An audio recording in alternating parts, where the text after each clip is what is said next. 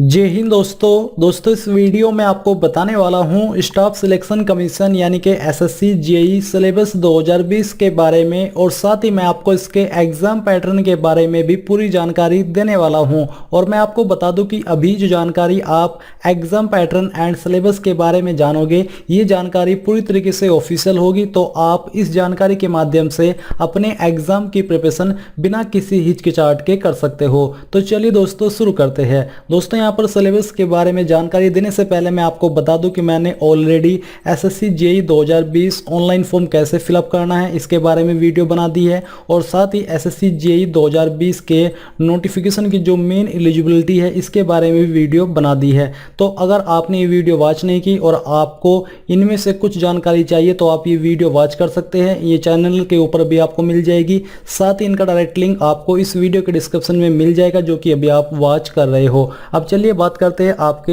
Exam pattern and syllabus के बारे में। तो ये आपका ऑफिशियल नोटिफिकेशन है और इसी नोटिफिकेशन से मैं आपको ये सब जानकारी देने वाला हूं। तो सबसे पहले यहाँ पर जानते हैं आपके एग्जाम सेंटर के बारे में कि आपका एग्जाम सेंटर कहाँ पर होने वाला है। तो यहाँ पर आपको बताया जा रहा है कि examination centre and centre code, यानी कि किन लोकेशंस का जो एग्जाम सेंटर है वो किस रीजन के अंदर रखा जाएगा। तो यहाँ पर अगर आप इन लोकेशन से जब आपने फॉर्म फिलअप किया था प्रेफरेंस चूज की थी इनमें से कोई एक लोकेशन की, तो यहाँ पर जो आपका रीजन है वो आपका सेंट्रल रीजन रहेगा जिसमें आपका बिहार एंड उत्तर प्रदेश होने वाला है। और एड्रेस ऑफ दी ऑफिस, यानी कि जो इसका ऑफिस है उसके एड्रेस की जानकारी भी आपको यहाँ पर दी जा रही है। तो आपको यहाँ पर इस पीडीएफ को चेक कर लेना है और ये देख लेना है कि आपने अप्लाई करते वक्त किन किन लोकेशन को एग्जाम के लिए प्रेफरेंस दी है। फिर आपको उसके ऑफिस की जानकारी और जो उसका कोड है उसकी जानकारी चेक कर लेनी है। अब चलिए बात करते हैं स्कीम ऑफ एग्जामिनेशन यानी कि एग्जाम पैटर्न के बारे में।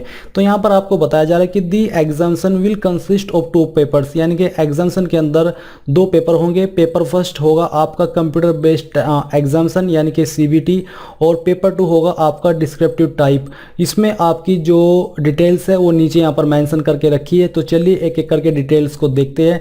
तो जो आपका पेपर फर्स्ट है ये आपका ऑब्जेक्टिव टाइप रहेगा। मोड ऑफ एग्जामिनेशन जैसे कि मैंने आपको बताया कंप्यूटर बेस्ड एग्जामिनेशन होगा। सब्जेक्ट यानी कि किन किन सब्जेक्ट से आपके क्वेश्चन लिए जाएंगे या फिर तैयार किए जाएंगे। तो है यहाँ पर आपका पहला subject general intelligence and reasoning, इसके लिए आपको 50 क्वेश्चंस और 50 नंबर ही दिए जाएंगे।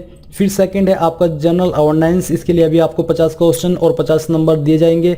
पार्ट 3 के अंदर है आपका पार्ट ए जिसमें कि आपका general engineering civil and structural, फिर यह करके है part B general engineering electrical, और पार्ट सी के अंदर है जनरल इंजीनियरिंग मैकेनिकल। बेसिकली ये उसके ऊपर डिपेंड है कि आपने किस डिसिप्लिन से अप्लाई किया है। तो अगर आपने सिविल इंजीनियरिंग से अप्लाई किया तो आपके ऊपर पार्ट ए लागू होगा। अगर आपने इलेक्ट्रिकल के लिए अप्लाई किया तो आपके ऊपर पार्ट बी लागू होगा, यानी कि एक तो आपके ऊपर फर्स्ट सेकंड लागू होगा, सेकंड आपके ऊपर ये पार्ट बी लागू होगा। इसी प्रकार से अगर आपने मैकेनिकल इंजीनियरिंग की किसी पोस्ट पर अप्लाई किया है यानी कि डिसिप्लिन के लिए अप्लाई किया तो आपके ऊपर ये जनरल इंजीनियरिंग लागू होगा।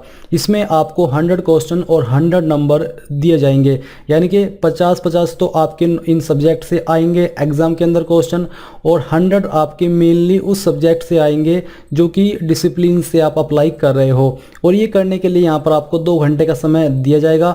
और जो लोग विकलांग कैटेगरी के अंदर जो कि 9 पॉइंट फर्स्ट और 9 पॉइंट सेकंड के अंदर मेंशन करके रखा है, इनको यहाँ पर 40 मिनट अतिरिक्त दिए जाएंगे एग्जाम करने के लिए। तो ये हुआ आपके पेपर फर्स्ट का एग्जाम पैटर्न। अब बात करते हैं पेपर 2 जो कि आपका डिस्क्रिप्टिव टाइप होगा।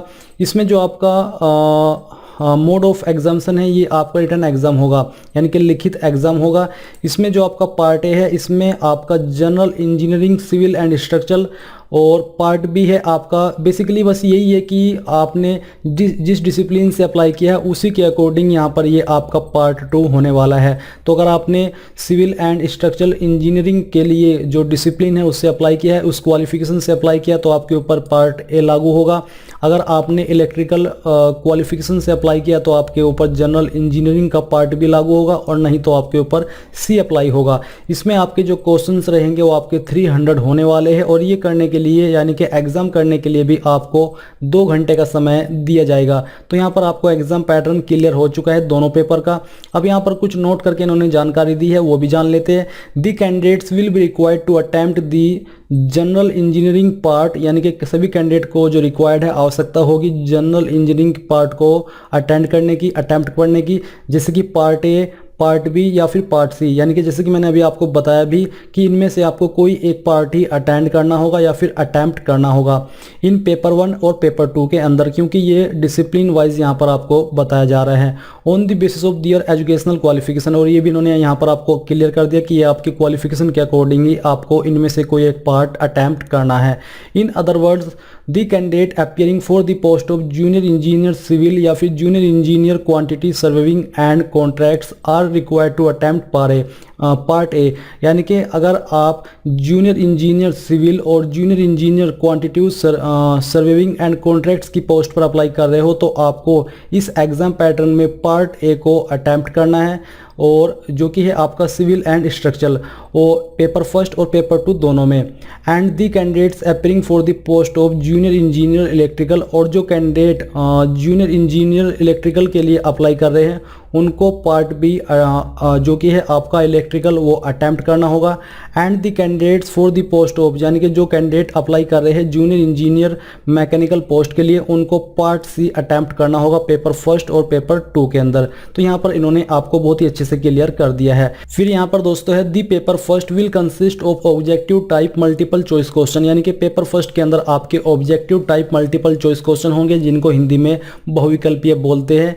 और the question will be set both in English and Hindi, और ये क्वेश्चंस आपके हिंदी एंड इंग्लिश दोनों लैंग्वेज के अंदर आएंगे, जिस लैंग्वेज के अंदर आप सोल्व करना चाहते हो कर सकते हो।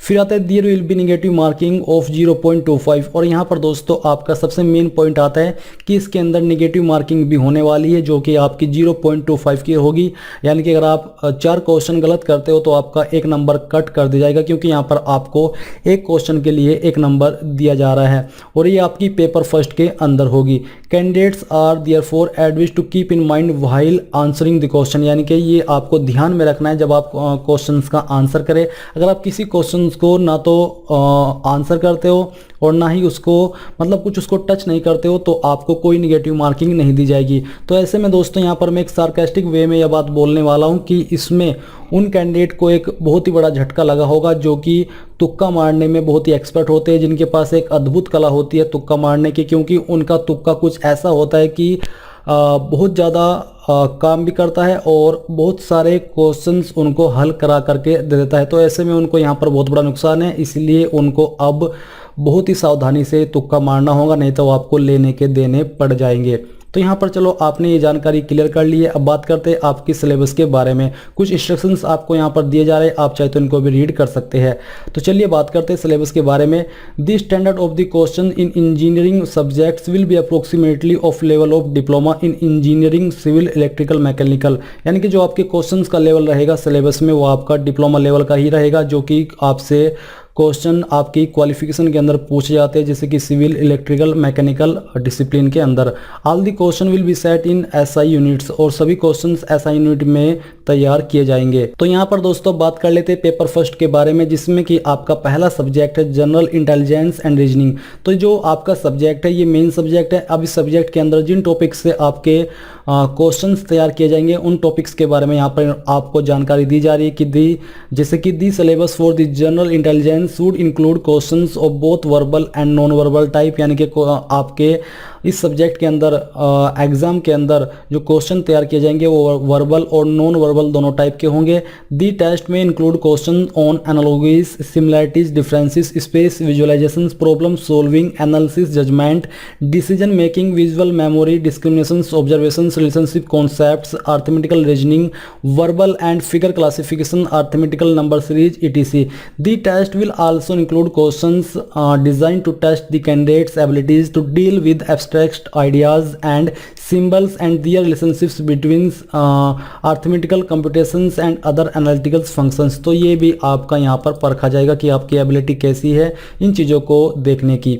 फिर आता है आपका जनरल अवेयरनेस। तो इसमें जो आपके तैयार किए जाएंगे क्वेश्चंस वो आप यहाँ पर जान लीजिए कि questions will be aimed at testing the candidates general awareness of the environmental around him her and its applications to society. Question will also be design to test test knowledge of current events and of such matters of everyday observations and experience in their scientific aspects may be expected of any educated person। यानी कि एक educated person अपने आसपास का जो एक माहौल है उसको कैसे ऑब्जर्व करता है, इस तरह के क्वेश्चन आएंगे। मेनली अगर मैं हिंदी में आपको एक्सप्लेन करूँ जनरल अवेयरनेस को तो आप जानते भी हैं और मैं आपको एक बार बता भी देता हूँ कि जनरल अवेयरनेस में जो आपके क्वेश्चन आएंगे वो बहुत ही जनरल होंगे।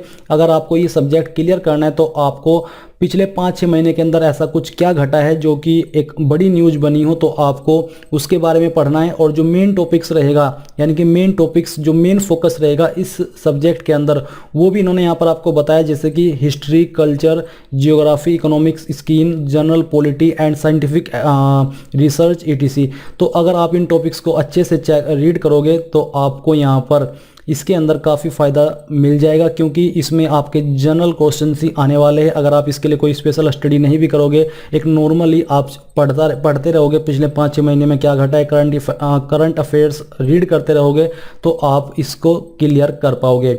अब आता है आपका general engineering, civil and structural, electrical and mechanical का सिलेबस। तो पार्ट ए है आपका सिविल इंजीनियरिंग। तो इसमें जो आपके टॉपिक्स है वो आप देख लीजिए।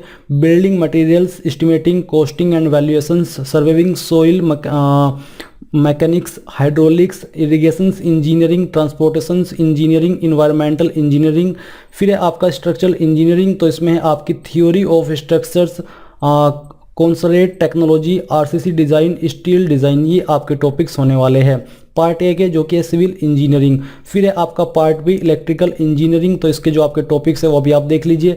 Basic concept, circuit law, magnetic circuit, AC fundamentals, measurement and measuring instruments, electrical machines, fractionals, kilowatt motors and single phase induction motors, synchronous machines, generations, transmissions and distributions, estimations and costing, utilisations and electrical energy, basic electronics, ये आपके topics इसके रहेंगे।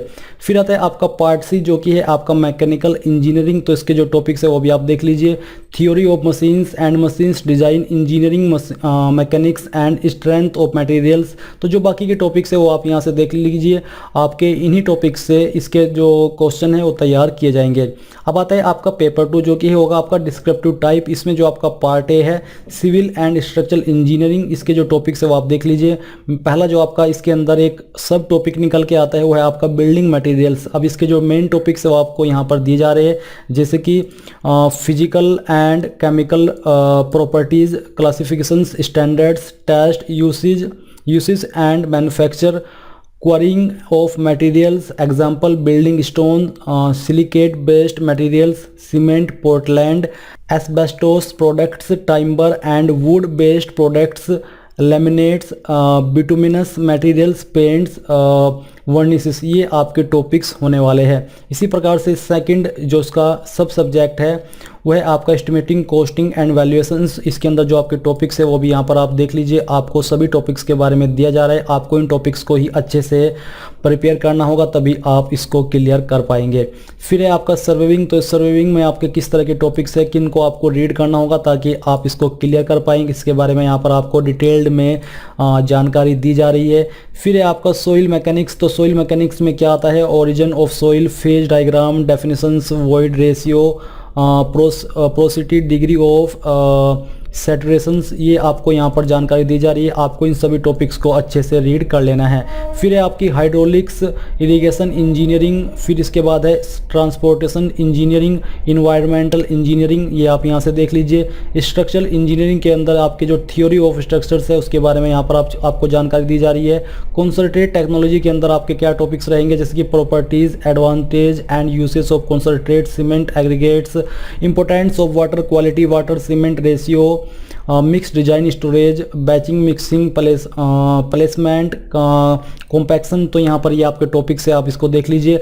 RCC design के अंदर आपके क्या topics रहेंगे वो आपको बोला जा रहा है, आपको बताया जा रहा है। स्टील डिजाइन में आपका क्या रहेगा वो आप यहाँ पर देख सकते हो कि steel design and construction of steel columns, beams, roof, trusses, plate, girders, ये आपके यहाँ पर होने वाले हैं। अब आता है पार्ट बी, इलेक्ट्रिकल इंजीनियरिंग। तो इसके जो टॉपिक्स है वो आप यहाँ पर देख लीजिए, सब सब्जेक्ट और topics. Basic concepts, circuit law, magnetic circuit, AC fundamentals, measurement and measuring instruments, electrical machines. फिर है आपका सिंक्रोनस मशीन्स। फिर है आपका generation, transmissions and distributions, estimation and costing, utilization of electrical energy, basic electronics, ये आपके यहाँ पर सब सब्जेक्ट है। और फिर उसके जो मेन टॉपिक्स है वो यहाँ पर आप देख लीजिए। पार्ट सी है आपका मैकेनिकल इंजीनियरिंग। इसके जो सब सब्जेक्ट है वो है आपका theory of machines and machines designs. इसके टॉपिक्स यहाँ पर आपके सामने हैं। Engineering mechanics and strengths of materials, thermal engineering, properties of pure substances, first law of, second law, air standard, cycles of IC engines, Rankine cycle of steam. तो यहाँ पर आप इसके बारे में सभी जानकारी अच्छे से देख लीजिए। तो आपने यहाँ पर पूरा सिलेबस चेक कर लिया है। ये आपका एग्जाम पैटर्न और सिलेबस होने वाला है।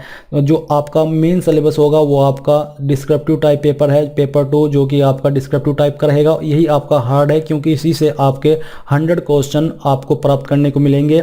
और जो आपने देखा वो आपकी निगेटिव मार्किंग किस में रहेगी वो मैंने आपको क्लियर कर दिया है। आई होप ये जो जानकारी है वो आपको पसंद आई होगी। अगर आपका कोई सवाल है इस सिलेबस और एग्जाम पैटर्न से जुड़ा हुआ तो आप मुझे कमेंट करके पूछ सकते हैं। मैं कोशिश करूंगा कि जितना जल्दी हो सके आपको आंसर कर सकूं। और इस वीडियो के लास्ट में मैं आपसे बस यही कहना चाहूँगा कि प्लीज़ आप इस वीडियो को लाइक, शेयर और साथ ही साथ आपके अपने यूट्यूब चैनल ज्ञानदेव होस्ट को सब्सक्राइब कर ले। और सब्सक्राइब करने के बाद बेल के आइकन को दबा दे ताकि आपको आगे आने वाली वीडियोज़ के नोटिफिकेशन सबसे पहले मिल पाए। जय हिंद दोस्तों।